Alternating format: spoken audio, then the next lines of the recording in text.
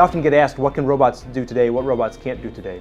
It's really interesting to see. So I think we're in this maybe local minima in robotics where we have very expensive robots that are built with very high precision manufacturing, using expensive military grade inertial measurement units, very high quality sensors, very expensive high quality actuators. These robots are starting to do amazing things.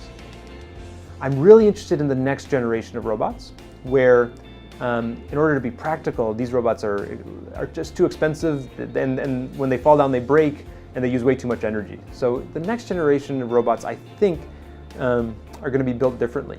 There's all kinds of new fabrication technology that's coming off the line, often pushed by roboticists around the world, that mean we don't have to build high precision manufacturing. We can use soft, squishy components. We can embed an imperfect actuator right in a silicone substrate. We can put our sensors and actuators all in the same package.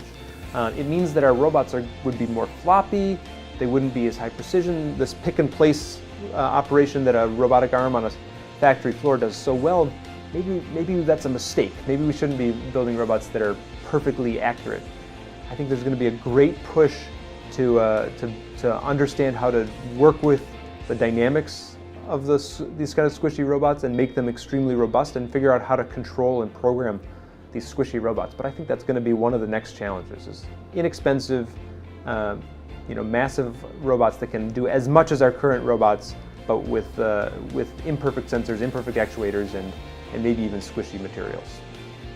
I think that what we're going to see in the more complicated robot world, if humanoid robots were to start making an impact on the work out in an industry, let's say, I think you're going to see that robots today, the things we can do very effectively with our robots today, require a lot of power. If we have a lot of power, we can accomplish a lot of tasks, but ultimately we're going to run out of battery life, right? So battery life is going to be a major issue, and I think there'll be probably a second round of robotics, of advances, where people realize that, okay, well, humans can do that with 100 times less power. Let's see if our robots can too. And there's going to be another round of very hard problems to solve there. But I'm thrilled to be at a place where sort of our expensive, complicated, high-power robots can do really advanced tasks out in the real world.